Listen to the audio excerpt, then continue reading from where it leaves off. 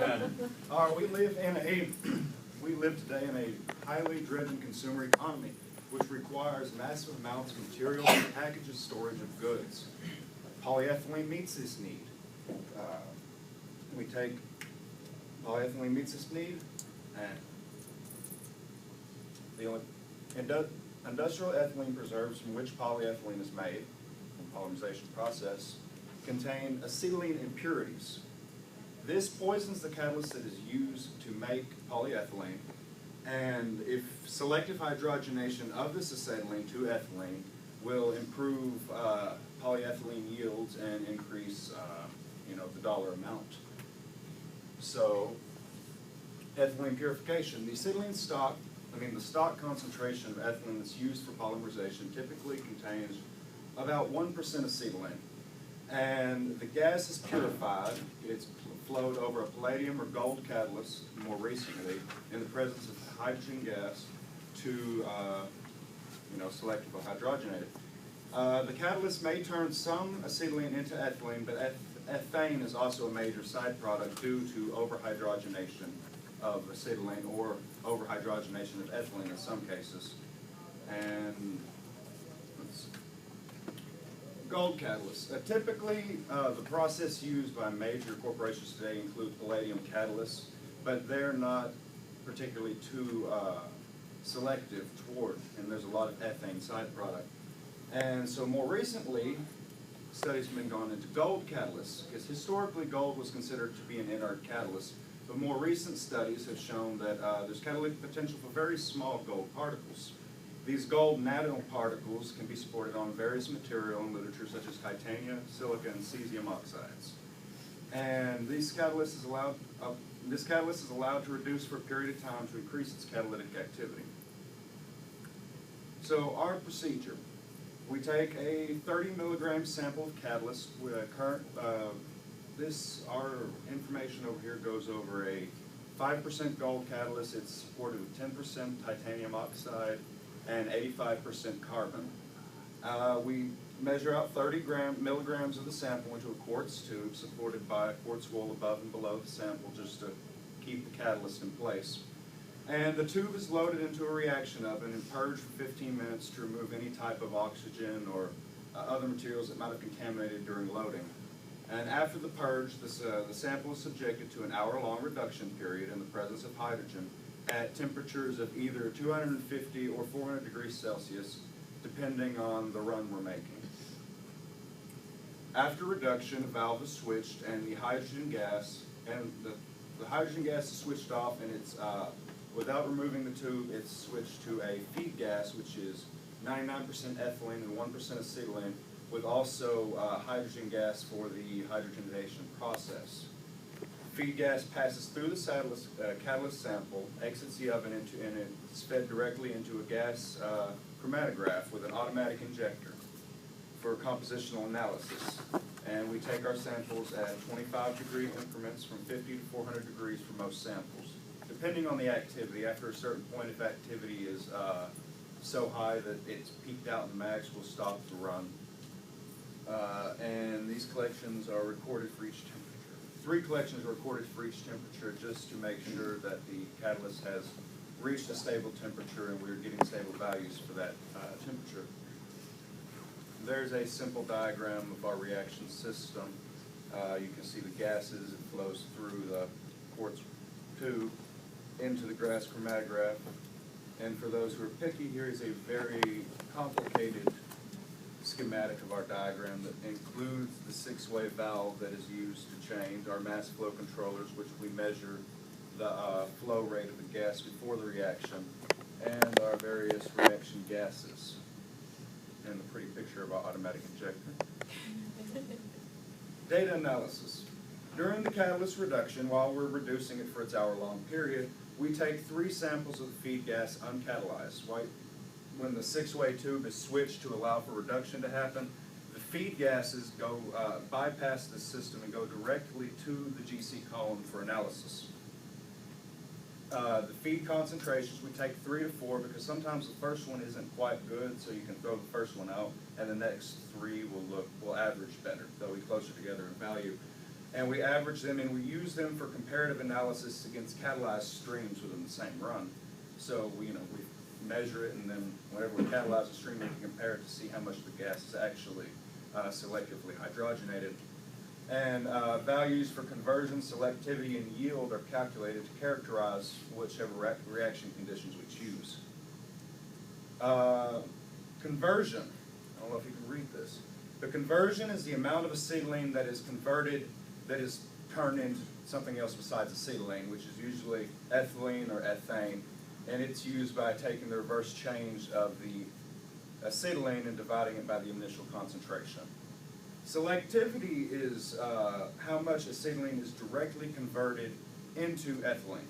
It's and we cannot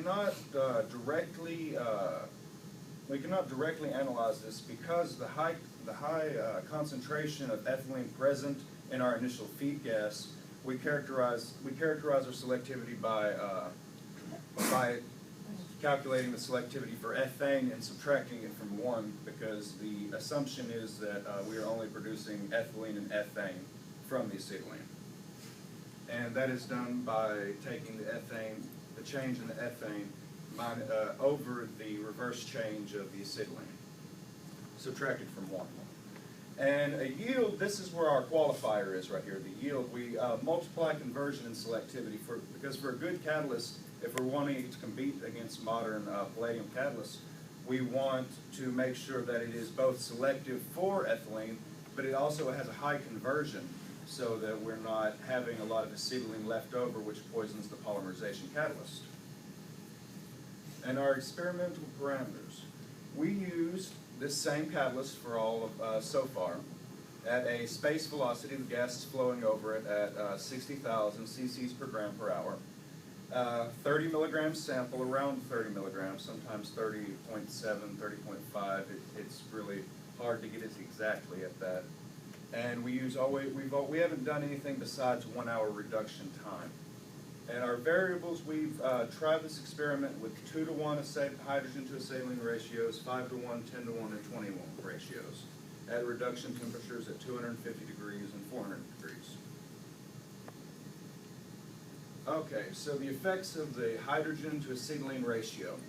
Higher activity at lower temperatures for higher ratios. What that's saying is you increase the ratio and you have higher activity. Like this right here is a 20-to-1 ratio.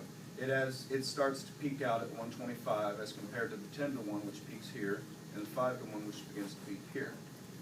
And that can be seen for both 250 degree reductions and 400 reductions. 5-to-1 is found to have the best comparative yield in both 250 and 400 degree reductions. See, a lot higher than these. Effects of reduction temperature. Higher temperature reductions increase activity at lower temperatures. We see here, this is a 5-to-1, and we have our 400 degree run and our 250 degree run. And you can see it becomes active at a lower temperature on the 400 degree than it does at the 250. And the same can be said here for this 10-to-1 analysis I show. The 10-to-1 peaks out at 125, whereas the 250 degree reduction will peak out here at 150. And 250 degree reductions are shown to have higher yields than 400 degree reductions. You can see here the red 250 degree for the 5-to-1, it's higher than the 400 degree yield. And the same can be said for this 10-to-1 here I've shown. The best condition we've had so far, we found with this catalyst, was a 250 degree reduction with a 5-to-1 acetylene to hydrogen to acetylene ratio. And we've had yields as high as 75%, which is to say that we had about 97% conversion and close to 80% selectivity for that particular run. Stability of the catalyst. The catalyst is really no good if you run it for a couple hours and then it stops selectively hydrogenating. You have a worthless catalyst. So we ran stability tests on it. We reduced them at 250 and 400 degrees for 1 hour and extended period of time at a constant reaction temperature, just to see if we run at the same temperature over a period of time, if there would be major fluctuations in the selectivity and the conversion. I've only done studies so far looking at the stability of 5-to-1 acetylene to hydrogen ratio. Hydrogen to acetylene, that is backwards. And we used a constant reaction temperature at 225 degrees. Variability in our stability, it was smaller in the 400 degree reduced samples than the 250, as we can show by these. These are the values for the 250 reduced. You see it kind of bounces around some. It stays generally around 50%, but there's a lot of fluctuation, and we attribute that to the surface temperatures. They can be high peaks and on the surface of the catalyst, which are hard to characterize. And we've had this go as long as 7 hours with stability, a little longer, you see. That's 420 is 7 hours there. For our 400 degree reduction, you can see there is a lot less variability. It stays straight right along, I think that's 60% there. And we've had that stay stable there as long as 7 hours. 12 hours, 720 is 12 hours. With only one major drop in peak at this point here. And conclusion. Selective hydrogenation of acetylene from ethylene for polyethylene process, it's in high demand, because if we can increase the amount of polyethylene produced, if we can increase the amount of ethylene produced out of these feedstocks, we can drastically increase the amount of polyethylene produced. Gold has not been found to be completely selective for hydrogenation of acetylene and ethylene yet. We have more catalyst samples we're going to analyze. Our highest yield we've reported so far was 75% at a 250 degree reduction at 5-to-1. And they've shown relative stability as compared to previous studies. And gold-based catalysts show potential for effectively purifying ethylene for industrial applications.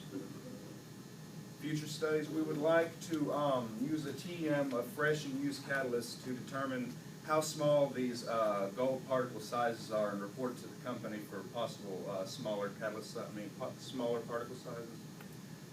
TGA on use to determine the amount of green oil on the surface and determine the effect that has on catalytic activity. We would like to do further study on reduction temperatures because, as we saw, the 250 degree reduction had higher yields, but it was a lot less stable than the 400 degree reductions. And we would like to do further promoters such as mixing with palladium, which is a new catalyst we purchased. We're going to try gold and palladium catalyst to see its activity at lower temperatures. Because typically these temperatures we're having here for these temperatures, you see 50, 150, the palladium catalyst activated at a much lower temperature. And if we can't get the gold to activate at lower temperatures, then it's not going to be competitive against palladium catalysts that are currently used in the market. And I would like to thank the National Science Foundation, REU, and STEM programs for funding, the West Foundation for funding for the project.